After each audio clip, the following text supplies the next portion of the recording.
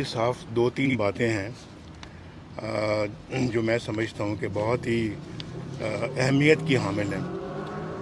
70 polling اسٹیشنوں کا result آتا ہے تو مسلم لیگ آگے تھی۔ 130 پولنگ اسٹیشن کا رزلٹ آتا ہے تو مسلم لیگ آگے تھی۔ 150 کا آتا ہے تو مسلم لیگ آگے تھی۔ 190 کا آتا ہے تو مسلم لیگ آگے تھی۔ کیا بات ہے کہ 190 کے بعد پھر اچانک الیکشن کے رزلٹس آنے رک جاتے ہیں اور کئی گھنٹے رکے رہتے ہیں، تو اس کے بعد مسلم لیگ جو ہے نا وہ ہارنا شروع ہو جاتی ہے یا ہروایا جاتا ہے اس کو۔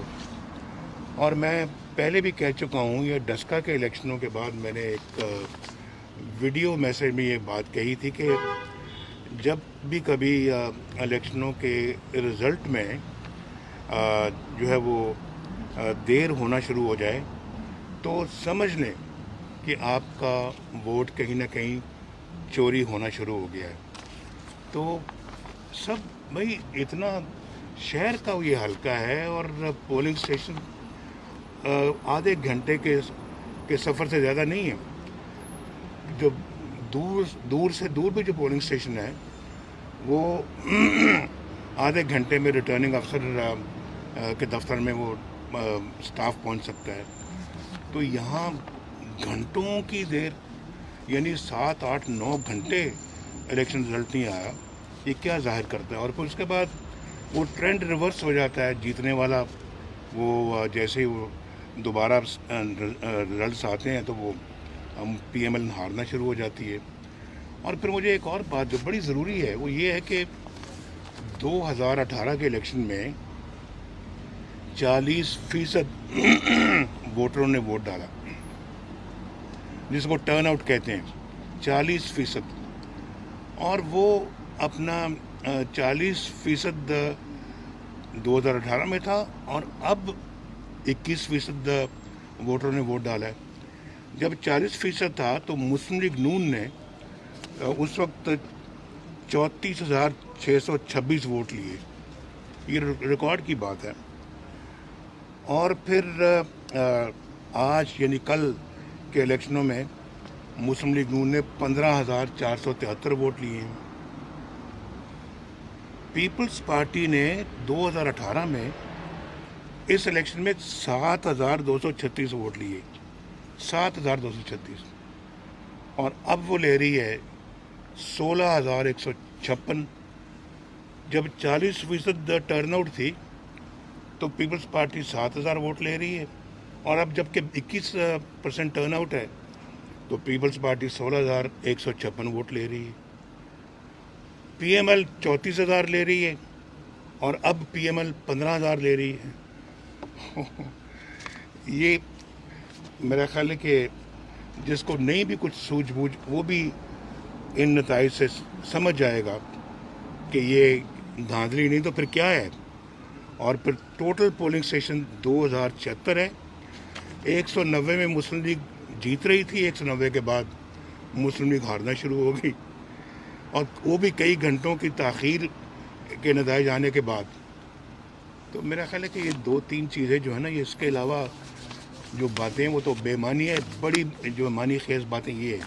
کیا یہ آپ سمجھیں دھاندلی ہوئی ہے؟ پوری طرح سندھ حکومت کو استعمال کیا گیا ہے اور اس میں جو اس کی اب باقاعدہ الیکشن کمیشن کو انکوائری کرنی چاہیے کہ دھاندلی کس نے کی ہے، رزلٹس کیوں رکے رہے، گھنٹوں رکے رہے، اور پھر 40% جب ووٹ پڑتا ہے تو جو نا وہ کم پڑتا ہے پیپلز پارٹی کو، جب 21% ووٹ پڑتا ہے تو وہ ڈبل ہو جاتا ہے۔ یہ منطق میں نے آج تک نہ سنی نہ دیکھی کبھی۔ میاں صاحب کیا سمجھتے ہیں، کسی نے بڑے مقصد کو چھوڑ کر چھوٹی چیز پہ سمجھوتا کر لیا ہے کسی نے؟ میرا خیال ہے کہ اگر ایسا نہ ہوتا، اگر یہ اپنا اس طرح سے ہیرا پھیری دھاندلی نہ کی جاتی تو یہ ملک کے لیے بہت اچھا تھا، اور ان کے اپنے لیے بھی جنہوں نے کی ان کے اپنے لیے بھی بہت اچھا تھا۔ اب آپ کا لائے عمل کیا ہے؟ آپ کیا سمجھتے ہیں کہ الیکشن کمیشن کو کس طرح نوٹس لے، جیسا ڈسکا کے میرا خیال ہے جو کہ ہوا تھا اس کو اس میں مفتاح اسماعیل صاحب نے خط لکھا ہے، اور وہ بھی تفصیل مفتاح اسماعیل صاحب اور پارٹی کے دوسرے لیڈرز غالباً کل مزید عوام کو بتائیں گے، اور یہ سراسر صریحاً دھاندلی ہے۔ بشیر میمن صاحب کا ایک ایشو آیا، انہوں نے بہت ساری چیزیں سامنے لے کے آئے ہیں، اور انہوں نے کہا کہ پرائم منسٹر نے ان کو خود بلا کے آپ اور مریم بی بی اور دوسرے جو لوگ ہیں ان کے خلاف مقدمات بنانے کو کہا، اور یہ ساری چیزیں ان کا یہ الزام ہے کہ یہ پرائم منسٹر ہاؤس سے ساری ارینج کی جاتی رہی۔ کیا آپ سمجھتے ہیں کہ پچھلے 2.5-3 سال کا جو احتساب ہے وہ پرائم منسٹر کے کہنے پہ ہو رہا ہے؟ تو اور یہ میرا ساری خیال ہے چیزیں کہ اس سے بڑا گواہ اور کون ہے جو خود کہہ رہا ہے جی کہ میں نے، آپ نے جو نہیں کیا وہ میں نے اپنا نیب کے چیئرمین کو ایک فون کر کے تو میں نے وہ سب کچھ کروا دیا ہے، اور وہ یہ بھی بتا رہے ہیں جی کہ مریم پہ بھی اور فلاں پہ بھی ٹیررزم کے مقدمے بنا دو اور دہشت گردی کے مقدمے بنا دو، اور پھر اس سے زیادہ کیا ہے کہ انہوں نے یہ بھی کہا کہ قاضی فائز عیسیٰ کے خلاف آپ مقدمے بنا دو اور دہشت گردی کے مقدمے بنا دو، اور پھر اس سے زیادہ کیا ہے کہ انہوں نے یہ بھی کہا کہ قاضی فائز عیسیٰ کے خلاف آپ مقدمہ بنائیں۔ یہ کیا اس طرح سے ملک چلتے ہیں؟ اس طرح سے وزیر اعظم جو ہے نا وہ اپنی وزارت عظمیٰ چلاتے ہیں؟ اس طرح سے پاکستان کو چلایا جا رہا ہے؟ اور آج دیکھیں پاکستان کا کیا حال ہے، $1 بلین کے لیے آپ اپنا کشکول لے کے، وہ کشکول بھی وہ لوگ لے کے جا رہے ہیں جو کہتے تھے کہ کشکول اگر ہم کسی وقت لے جانا پڑے تو اس سے بہتر ہے کہ ہم خودکشی کر لیں، تو آپ خودکشی کرنے کے بجائے وہ کشکول لیے جا رہے ہیں، $1 بلین مانگ رہے ہیں، پاکستان کی عزت کو بیچ کے رکھ دیا ہے، داؤ پہ لگا دیا ہے، ملک کو برباد کر دیا ہے، اکانومی کو برباد کر دیا، لوگ بیچارے بھوکے پھر رہے ہیں، چینی کے لیے قطاروں کی قطاریں لگی ہوئی ہیں۔ یہ ملک ایسے چلتے ہیں، آٹا نہیں لوگوں کو کھانے کو ملتا، دوائی نہیں ملتی لوگوں کو، اور اس کے بعد آپ دیکھیں یہ ویکسین جو ہے یہی اویلیبل نہیں ہے، کرونا کی جو ویکسین ہے، یہ کدھر لے جا رہے ہیں ملک کو؟ پاکستان کا کیا حشر کر دیا ہے؟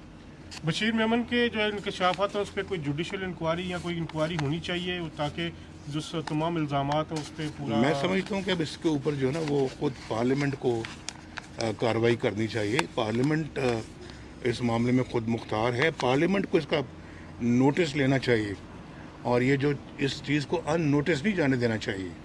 ایک ذمہ دار آدمی نے ساری باتیں کی ہیں، اور ہم اپنے اس چیز کو ان نوٹس نہیں جانے دیں گے، یہ بھی ہمارا عزم ہے انشاءاللہ۔ ارشد ملک صاحب والے کیس میں بھی یہی ہے کہ ان کو بھی دباؤ ڈال کے آپ پہ سزا دی گئی، تو وہ سارا معاملات بھی اپیل اور دوسری چیزیں، تو کیا اس میں اب کسی کو شک رہتا ہے کہ نواز شریف کو کیوں سزائیں دی گئی ہیں اور کیسے دی گئی ہیں اور کیسے یہ مقدمات بنائے گئے، اور صرف بیٹے سے تنخواہ نہ لینے پہ آپ نواز شریف کو جو ہے نا وہ وزارت عظمیٰ سے ہٹا رہے ہیں، اور آپ اپنا جو ہے وہ سارے معاملات اسی طرح سے چلا رہے ہیں، ججوں کو انڈر پریشر کر کے آپ فیصلے لے رہے ہیں، جیلوں میں ڈال رہے ہیں، سزائیں دے رہے ہیں۔